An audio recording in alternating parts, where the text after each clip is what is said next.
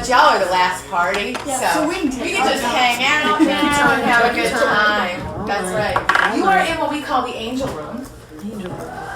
There it is, the big old angel.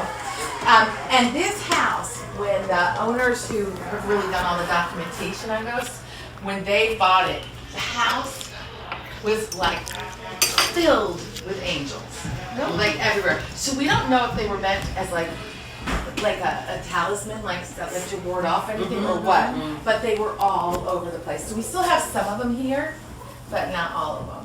They did have to take some down. And hi, David. Hello. Welcome. You guys' stage was quite old. What's interesting about it is this house was not originally here. This house was originally across the street near Parsons Table and the Star Tavern. The Star Tavern, which by the way, is also haunted. So maybe some of our ghosts hung out there because when Route 17 was being expanded, a business person wanted to buy the house, and Essie did not want to sell it. She did not want to get rid of it. She was very firmly convinced that Clarence was still here and still attached to the house. So she said no.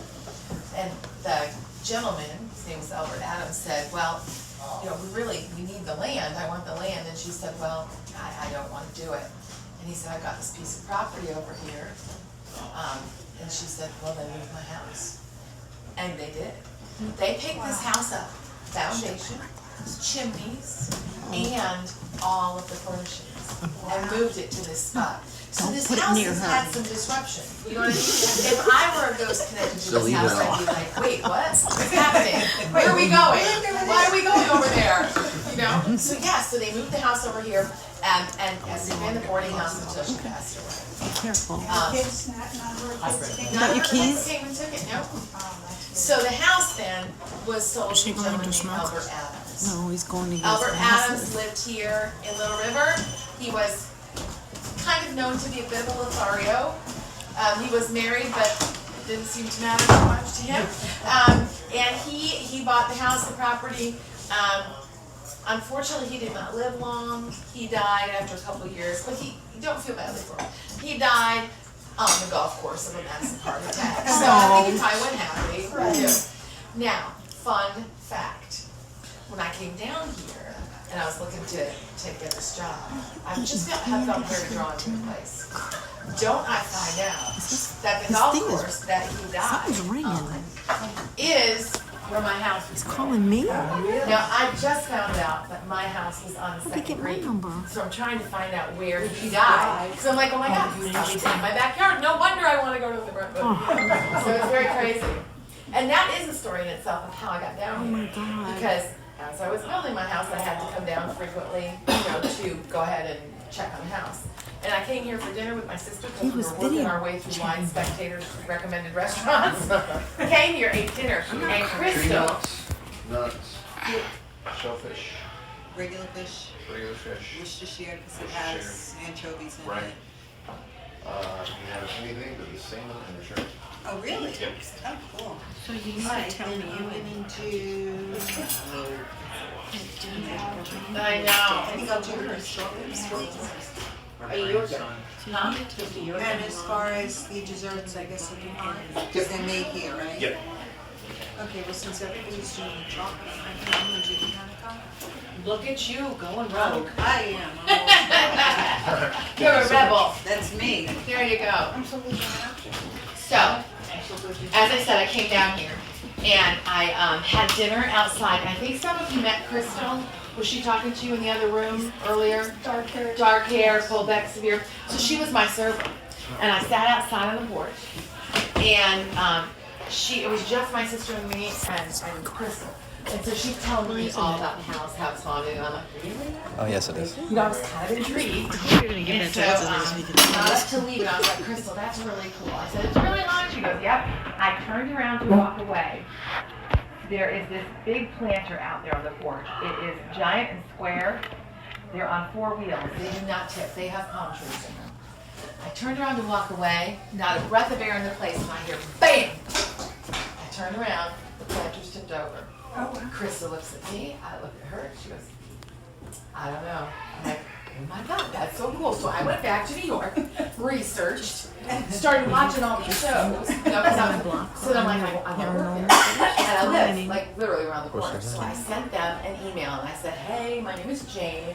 I'm moving down there in September. You know, I really love to work for you. And they said, well, that's great. Get hold of us when you're down here. So I got down here in September, about October, I sent, you know, my letter to them, hey, Jane, I'm still here. And they said, well, it's really kind of the end of our season. So, you know, we're not really hiring, but we'll keep your resume on file. I was a little defeated, I'm not gonna lie. And then, around Christmas time, I was trolling through the Book of Face. And all of a sudden, I was on this job site. Did you know Facebook has like a job site? Mm-hmm. Yeah. Well, see, I didn't know that. Well, I'm on this job site, and what pops up, kid you not?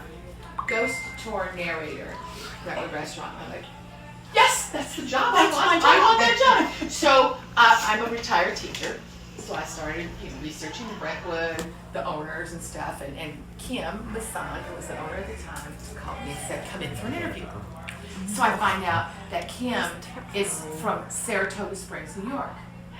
Now, I grew up about 20 minutes north of Saratoga and lived my adult life about 20 minutes south of Saratoga. Spent a lot of time in Saratoga. It's a good time. So I thought, okay, I got it in, right? So I come in and I'm like, so, you know, you live in Saratoga? And she goes, no, actually, we owned a restaurant in Saratoga. I grew up in a little town called Amsterdam. I said, well, I lived my whole adult life in the next town over called Rotterdam. Isn't that a damn coincidence? And she's like, okay, you're waiting. So, you know, that's how we started talking. So she's telling me all about the place. And I have to tell you, that's when it really became authentic to me. Because I don't think she's that good of an actress.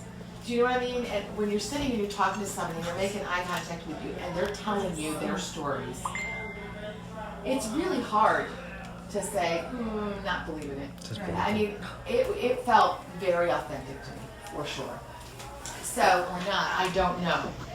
We don't know if the people before them had experiences, but we think they did because it's word of mouth stuff. Nobody wrote it down, but it's word of mouth. Now, there's no living space here. No, not now. Not now. So that brings me to the point, but let's talk about how this place kind of morphed. So it was the bed and breakfast. Then it was the family home of this Albert Adams. Then he passed away on the golf course, and it was purchased by Bellamy's and Platts. They kind of interwove there, and it became first. It was Aunt Mary Jamaica, no lie. So I think they had their fingers in lots of pots, and this little spot here, Little River, probably wasn't high on their priority list. And that's when the house sat down. Now, if you're a spirit, you would probably be like, woohoo, party! Because it was all your house. Right. But the house really suffered from some neglect. That was fast. Because mind you, this house had been picked up, moved over, moved down here. I'm just being clumsy as hell today. A number of different owners and things. And now here's the house, just sitting. 8 years it says. Oh well. 8 years is a long time in an old year. So we went upstairs to watch the video, because Smile, you're on candid camera. So we went up to watch the video. And he says, I'm playing the video back. About 3 o'clock in the morning, a shower of orbs came from out of the fireplace, came up, circled around this, came back down, crossed underneath the mantle, and as it did, the mirror came down and smashed. And then they went out through that closet. That closet that the paranormal investigators found never stays closed. You're right there. Yeah. Interesting. So he got really excited about it. So he goes home and he says, Kim, wait till you see tomorrow what I saw in the film. It's unbelievable. It's crazy. Comes in the next day. Film is blank. I've had that happen to me on some investigations. Have you really? But I'm able to recover it with programs. But it costs money, but I usually get the film back. That's because it's got my evidence on it. I have to have it. Right. But yeah, they can do that. They can manipulate my footage and cause it to be corrupted. Absolutely.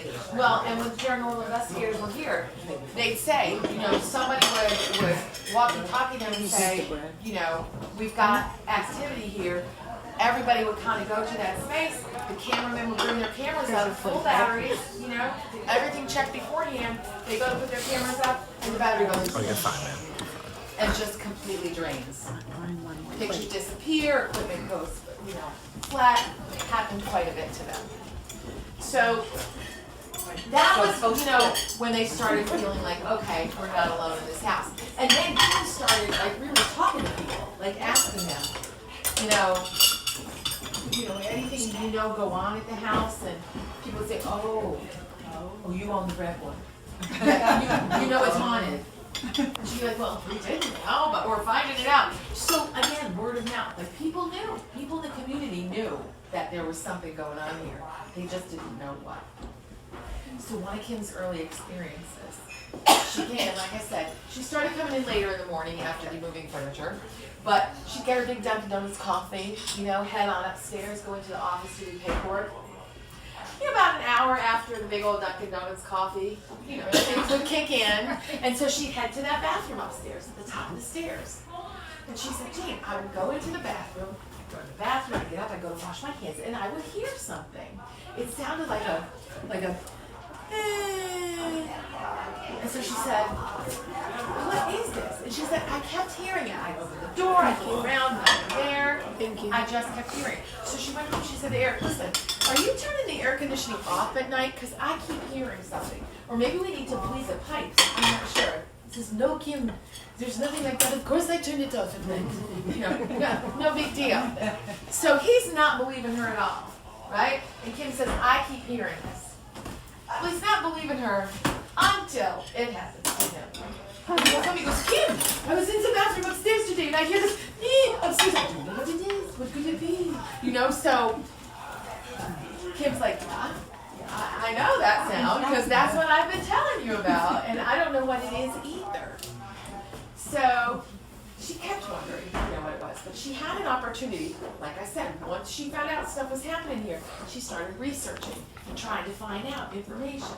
So she had a chance to sit down with somebody who has since passed, but get his stories. And his name was Fat Harold.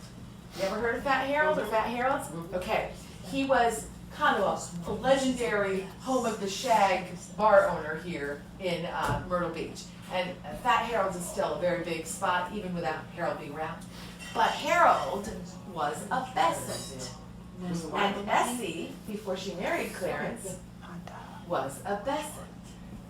So she went to talk to Harold because he had been orphaned at a very young age. So he was really spending his time between his two aunts, one of them being Essie. And he helped her out a lot here at the boarding house when it was just her. So she was trying to, you know, just get everything. And he was wondering, well, he was telling her stories about things and, you know, explaining stuff that happened here. In fact, he said that closet out there used to be a linen closet. And he said, oh yeah, none of the staff would go in there because supposedly that's where the haints were. The haunted creatures, the haints. Really? And he said nobody would go in there. And he said, you sleep and you feel like the temperature change. It was weird. So we just put our staff in there now. That's what the POS system is. The haints get them, they get them, you know. But so it was very interesting. But she said, I wanted to figure out what that sound was. You know, but I didn't want to give them away too much. So she said, Harold, upstairs, I keep hearing this sound. When I'm at the bathroom, she goes, I keep hearing like, and he goes, oh my God, that's my Aunt Essie. She said, what are you talking about? He said, no, that's my Aunt Essie. You see, when that was a boarding house up there were like 4 or 5 bedrooms. There was one full bathroom for the whole place. He said, my Aunt Essie was a lady. She would not go if somebody had been in there a bit too long and knock on the door. And she wouldn't go rattle the handle. She would go and stand outside the door and go, you know, a heavy sigh to kind of let them know, okay, let's move things along here. Let's move it along. He said, I'm absolutely sure that's my Aunt Essie. People have said they see a woman figure in this house. We do believe it's Essie. Her bedroom was the front bedroom there, right by that bathroom. And we also see her out in the main room over here, walking across the floor in there. So it's kind of neat. So you've seen actual apparitions? I have not. You have I not. personally have not. Other staff members have. I actually had a lady here 2 nights ago who saw something. Okay. So, but I have not personally. Awesome. But I want to. I do too. I really want to. You know, I say that all the time. I really want to. I'd like to see something, anything. Thank you. But yes, but a lot of our staff have. They tend to be people who have had past experiences with scenes, you know, with like experiencing things. And so maybe they're more open to it, more receptive to it. I don't know. But yeah, so Kim's experiences upstairs have been pretty pivotal. The bathroom being one of them. And that bathroom has featured quite widely some other stories here. We had a gentleman patron go in there on a busy night here at the restaurant. Big guy, you know. And what you'll notice when you get upstairs is that bathroom door. It's very small. It's 6 feet tall. Guess how tall Clarence McCorsley was? 6 feet tall. He could fit under that doorway. A lot of people now couldn't. You'd be ducking. And to me, it looks like the Alice in Wonderland door, like you're going to go in and it's going to be that little hall that gets smaller and smaller. I don't like it. But yeah, so it's a little different. So this gentleman goes in the bathroom, does his thing, gets up, gets ready to come out, washes his hands, goes to open the door,